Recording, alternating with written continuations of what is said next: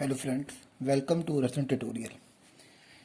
जैसे कि हमने पिछली वीडियो में हेलोल्केन की केमिकल प्रॉपर्टी को डिस्कस किया था, आज भी हम केमिकल प्रॉपर्टी को ही डिस्कस करेंगे। जैसे कि मैंने पिछली वीडियो में बताया था कि हेलोल्केन में कार्बन के ऊपर पार्शली पॉजिटिव चार्ज होता है, हेलोजन के ऊपर पार्शली नेगेटिव चार्ज होता है। इसलिए न्यूक्लियोफाइल कार्बन पर अटैक करता है और ये बॉन्ड ब्रेक होकर हेलोजन की जगह न्यूक्लियोफाइल सब्स्टिट्यूट हो जाता है। इसे हम न्यूक्लियोफिलिक सब्स्टिट्यूशन रिएक्शन कहते हैं। आज इस वीडियो में हम पढ़ेंगे टाइप ऑफ न्यूक्लियोफिलिक सब्स्टिट्यूशन, कि न्यूक्लियोफिलिक सब्स्टिट्यूशन कितनी तरह की होती है। न्यूक्लियोफिलिक सब्स्टिट्यूशन रिएक्शन को जनरली हम टू डिफरेंट वे में एक्सप्लेन करेंगे। हायर क्लासेस में इसके काफ़ी डिफरेंट वे हैं, पर +2 लेवल में हम इसे सिर्फ 2 डिफरेंट वे में पढ़ते हैं। वन इज, एक तो वे ये है कि अगर आपका कार्बन हेलोजन बॉन्ड ब्रेक हो बिना न्यूक्लियोफाइल के, मींस बिना न्यूक्लियोफाइल के पहले कार्बन हेलोजन बॉन्ड ब्रेक होगा, ब्रेक होने के बाद आपका कार्बोकैटायन फॉर्म होगा। पहले तो कार्बन हेलोजन बॉन्ड ब्रेक होगा without assistance of nucleophile, then there is formation of carbocation. तो जब कार्बोकैटायन बनेगा तो वो कार्बोकैटायन न्यूक्लियोफाइल से अटैक होकर वो फाइनल प्रोडक्ट बनाएगा। इस तरह के रिएक्शन को हम SN1 रिएक्शन कहते हैं। तो SN1 में सबसे पहले कार्बन हेलोजन बॉन्ड ब्रेक होता है, कार्बोकैटायन बनता है। कार्बोकैटायन बनने के बाद न्यूक्लियोफाइल कार्बन कटायन के ऊपर अटैक करके आपको फाइनल प्रोडक्ट बनाता है। तो इस रिएक्शन में अगर हम देखें तो ये आपका रिएक्टेंट है। सबसे पहले कार्बन हेलोजन बॉन्ड ब्रेक हुआ, कार्बोकैटायन बना। ये स्टेप स्लो होता है और यही स्टेप रेट डिटर्मिनेंट स्टेप होता है। जैसे कि आपको पता है कि slow step is rate determinant step. Carbocation बनने के बाद न्यूक्लियोफाइल कार्बन कटायन के ऊपर अटैक करके फाइनल प्रोडक्ट बनाता है और ये स्टेप फास्ट होता है। अब हम इसका दूसरा तरीका ये है, दूसरे वे में क्या होगा, न्यूक्लियोफाइल जो है पार्शली पॉजिटिवली चार्ज कार्बोकैटायन के से अट्रैक्ट होगा। जैसे एक कार्बन के ऊपर पार्शली पॉजिटिव चार्ज है तो न्यूक्लियोफाइल सबसे पहले पार्शली पॉजिटिव कार्बन से अट्रैक्ट होगा, तो ये पार्शली पॉजिटिव चार्ज कार्बन के ऊपर इसका अटैक होगा। ये इसके ऊपर इस कार्बन के ऊपर अप्रोच करेगा। जैसे ये इस कार्बन के ऊपर अप्रोच करेगा, उसी समय ये इलेक्ट्रॉन हेलोजन की तरफ डिस्प्लेस होंगे और साथ ही साथ कार्बन का न्यूक्लियोफाइल से बॉन्ड बनेगा। साथ ही साथ कार्बन हेलोजन बॉन्ड क्या होगा, ब्रेक। साथ ही साथ ये बॉन्ड बनेगा, साथ ही साथ ये बॉन्ड ब्रेक होगा और आपका फाइनल प्रोडक्ट बनेगा। तो इसमें न्यूक्लियोफाइल कार्बन के ऊपर अप्रोच करता है और हेलोजन बॉन्ड ब्रेक होता है। ये दोनों स्टेप एक ही साथ होते हैं। तो इस तरह की रिएक्शन को हम SN2 टाइप रिएक्शन कहते हैं। तो SN1 में क्या होता है, कार्बोकैटायन बनता है, फिर न्यूक्लियोफाइल का अटैक होता है। SN2 में nucleophile partially positive charge carbon के ऊपर अटैक करता है, साथ ही साथ कार्बन हेलोजन बॉन्ड ब्रेक होता है और आपका फाइनल प्रोडक्ट बनता है। इसे हम SN2 कहते हैं। अब हम SN1 और SN2 की डिटेल, मैकेनिज्म और किनेटिक्स को डिस्कस करेंगे। सबसे पहले हम डिटेल ऑफ SN1 पढ़ेंगे। इसमें हम इसके मैकेनिज्म और किनेटिक्स को डिस्कस करेंगे। तो SN1 को अगर हम एक्सप्लेन करें तो हम इस मॉलिक्यूल की एग्जांपल लेंगे।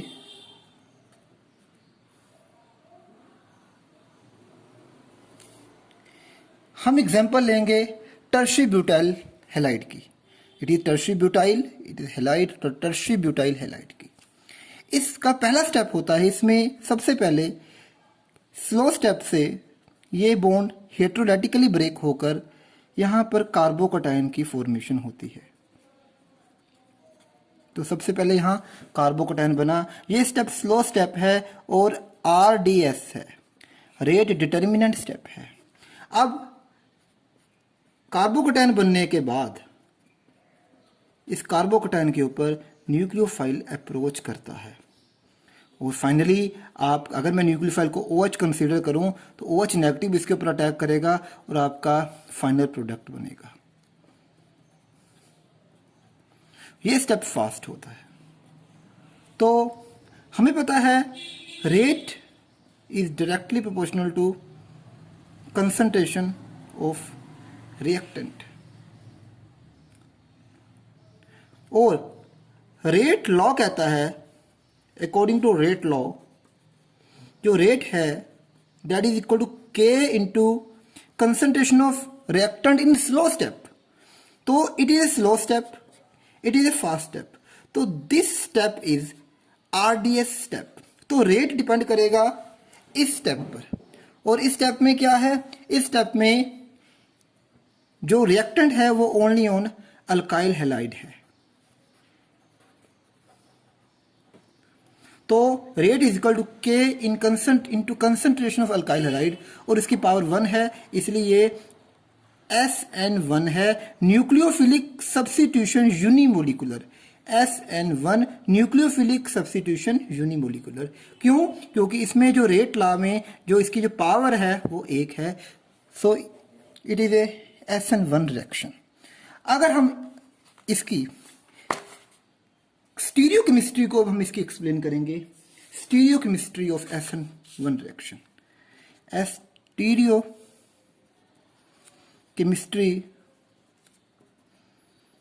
ऑफ SN1 रिएक्शन, जो कि वेरी वेरी इंपॉर्टेंट टॉपिक है। याद रखिए ये क्वेश्चन बहुत ही इंपॉर्टेंट है, और JEE नीट जैसे एग्जामिनेशन में ये क्वेश्चन बहुत पूछा जाता है। Stereochemistry of SN1 reaction. अब सबसे इंपॉर्टेंट बात, स्टीरियोकेमिस्ट्री को एक्सप्लेन करने से पहले मैं आपको ये बताऊंगा कि आपको याद रखना है कि SN1 में क्या बनता है, कार्बोकटायन। तो कार्बोकटायन अगर स्टेबल होगा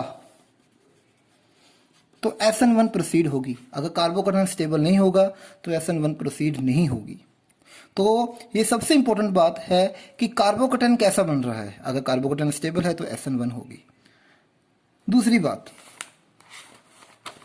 अगर अब हम स्टीरियोकेमिस्ट्री की बात करें, स्टीरियोकेमिस्ट्री को एक्सप्लेन करने के लिए हम एक 3D मॉलिक्यूल की बात करते हैं। मान लो ये कार्बन है और ये कायरल कार्बन है। कायरल कार्बन वो कार्बन होता है जिसके अराउंड जो एटम या ग्रुप ऑफ एटम डिफरेंट होते हैं। मान लो ये कार्बन है, इसके साथ ये हेलोजन लगा हुआ है। मान लो ये ग्रुप R1 ग्रुप है, लेटस ये R2 ग्रुप है, और लेट ए R3 ग्रुप है। तो ये कायरल कार्बन है क्योंकि इसके अराउंड डिफरेंट अल्काइल ग्रुप लगे हुए हैं, डिफरेंट एटम लगे हुए हैं। तो वो कार्बन जिसके अराउंड सब एटम और ग्रुप ऑफ एटम डिफरेंट होते हैं, उस कार्बन को कायरल कार्बन कहते हैं। अब ये कायरल कार्बन के हम एग्जांपल ले रहे हैं। तो डिफरेंट ग्रुप लगे हैं, it x is our halogen. अब पहला स्टेप है, इस कार्बन की हाइब्रिडेशन हमें पता है sp3 है, तो ये टेट्राहेड्रल। इसकी हाइब्रिडेशन क्या है, sp3, और ये टेट्राहेड्रल है। सबसे पहले स्लो स्टेप होगा, RDS स्टेप होगा, रेट डिटर्मिनेंट स्टेप होगा। आपका यहां से हेलोजन ब्रेक होगा।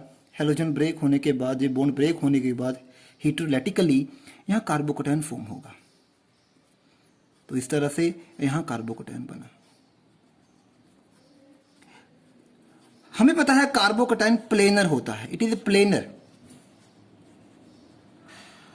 Planar means all atom lie on the plane, ये सारे के सारे एटम प्लेन में हैं। It is a planar, trigonal planar. तो कार्बोकटायन इज ट्राइगोनल प्लेनर, और इसकी जो हाइब्रिडेशन होती है वो sp2 होती है। तो SN1 में सबसे पहले टेट्राहेड्रल से ट्राइगोनल प्लेनर बना, हाइब्रिडेशन sp3 से sp2 होगी। अब न्यूक्लियोफाइल इस कार्बोकटायन के ऊपर अटैक करेगा। जैसे कि ये प्लेनर है, तो न्यूक्लियोफाइल यहां से भी अटैक कर सकता है, यहां से भी अटैक कर सकता है। तो अगर हम OH को न्यूक्लियोफाइल यहां माने तो दो पाथ हैं। It is path A it is a path B. Attack इस साइड से भी हो सकता है, अटैक इस साइड से भी हो सकता है, मतलब अटैक यहां से भी हो सकता है, अटैक यहां से भी हो सकता है। तो दो जगह से इसका अटैक हो सकता है, क्योंकि ये प्लेनर है, ये इस तरह से प्लेन है, तो ये अटैक यहां से भी हो सकता है, अटैक यहां से भी हो सकता है। It is a planar. अगर अटैक पाथ ए से होगा तो आपका प्रोडक्ट ये बनेगा,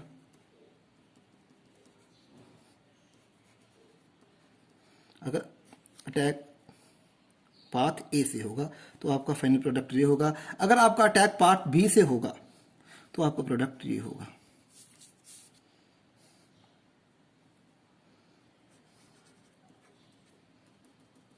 तो दिस इज प्रोडक्ट जो पाथ बी से अटैक होगा। तो पाथ ए से ये प्रोडक्ट बनेगा और पाथ बी से ये प्रोडक्ट बनेगा। अब दोनों ए और बी, आपस में नॉन सुपरपोजिबल मिरर इमेजेस हैं। ए का स्ट्रक्चर मैंने भी बताया, this is your R1, this is your R2, this is your R3, और आपको जो बी बना, this is your R1, this is your R2, this is your R3। तो इस तरह से ये आपका ए बना और ये आपका बी बना। ये दोनों आपस में नॉन सुपर इमोजिबल मिरर इमेजेस है। तो 50% ये बनेगा, 50% ये बनेगा। 50% मॉलिक्यूल यहां से अटैक करेंगे, 50% मॉलिक्यूल यहां से अटैक करेंगे, तो 50% आपका प्रोडक्ट ए बनेगा, 50% प्रोडक्ट बी बनेगा। तो non super imposable mirror images के मिक्सचर अगर इक्वल अमाउंट में बनते हैं, 50:50 में बनते हैं, तो उसे रेसिमिक मिक्सचर कहते हैं। तो SN1 में रेसिमिक मिक्सचर बनेगा। इस प्रोसेस को रेसेमाइजेशन कहते हैं। आपको जो स्टार्टिंग रिएक्टेंट था वो ऑप्टिकली एक्टिव था। क्यों? क्योंकि इस कार्बन के अराउंड सब एटम और ग्रुप ऑफ एटम डिफरेंट थे। रिएक्शन के दौरान, रिएक्शन होने के दौरान आपके दो प्रोडक्ट बने, एक प्रोडक्ट ए बना, एक प्रोडक्ट बी बना। अगर प्रोडक्ट ए को देखें तो ये ऑप्टिकली एक्टिव है, प्रोडक्ट बी को देखें ये भी ऑप्टिकली एक्टिव है, बट इन दोनों का इक्वल मिक्सचर बना। जितने अमाउंट में है ए उतने अमाउंट में बी बना। और अगर नॉन सुपर इमोजिबल मिरर इमेजेस का मिक्सचर की अमाउंट 50-50 हो, सेम हो, अगर ये लाइट को लेफ्ट रोटेट करेगा, ये लाइट को राइट रोटेट करेगा, अगर ये लीवो रोटेटरी होगा, ये डेक्स्ट्रो रोटेटरी होगा, और दोनों की अमाउंट सेम होगी, तो उसे हम रेसिमिक मिक्सचर कहते हैं। तो रेसिमिक मिक्सचर ऑप्टिकली इनएक्टिव होता है। तो याद रखिए, SN1 में रेसिमाइजेशन होगी, रेसिमिक मिक्सचर बनेगा, और जो फाइनल प्रोडक्ट होगा वो आपका ऑप्टिकली इनएक्टिव होगा, क्योंकि डेक्स्ट्रो लीवो दोनों की जो अमाउंट बनेगी वो 50-50% बनेगी। दोनों का इफेक्ट एक दूसरे से क्या हो जाएगा, कैंसल आउट हो जाएगा। तो इस तरह से SN1 में सबसे पहले कार्बोकटाइन बना, sp3 से sp2 बना, टेट्राहेड्रल से ट्राइगोनल प्लेनर बना। प्लेनर होने के कारण न्यूक्लियोफाइल यहां से भी अटैक कर सकता है, यहां से भी अटैक कर सकता है। तो अगर पाथ ए से अटैक करेगा तो ये प्रोडक्ट ए बनेगा, और पाथ बी से अटैक करेगा तो ये प्रोडक्ट बी बनेगा। दोनों की अमाउंट सेम होगी, दोनों की अमाउंट सेम होगी, और दोनों आपस में नॉन सुपर इमोजिबल मिरर इमेजेस है, और दोनों की अमाउंट सेम है। तो रेसिमाइजेशन होगी, रेसिमिक मिक्सचर बनेगा। तो आपको जो फाइनल प्रोडक्ट होगा वो डी और एल का इक्वल मिक्सचर होगा, डी और एल का इक्वल मिक्सचर होगा। इसे हम रेसिमिक मिक्सचर कहेंगे, प्रोसेस को रेसिमाइजेशन कहेंगे। जो आपका प्रोडक्ट होगा वो ऑप्टिकली इनएक्टिव होगा। सबसे इंपॉर्टेंट बात, जो ए है, जो प्रोडक्ट आपका ए बना, इसमें इन्वर्जन हुई, क्योंकि इसकी स्टीरियो केमिस्ट्री, इसकी जो स्टीरियो केमिस्ट्री है वो आपके प्रोडक्ट, आपके रिएक्टेंट आर से डिफरेंट है, और इसलिए ये इन्वर्जन है। आपका एक्स इस साइड है, बट आपके प्रोडक्ट में आपका OH इस साइड आ गया। इस केस में जिस साइड आपका X है उसी साइड आपका OH है, तो इन दोनों के केस में रिटेंशन हुई। तो SN1 के केस में 50% इन्वर्जन होती है, 50% रिटेंशन होती है। मीन 50% L बनता है, 50% D बनता है, इसलिए ये रेसिमिक मिक्सचर कहलाता है और आपका रेसिमिक मिक्सचर ऑप्टिकली इनएक्टिव होता है।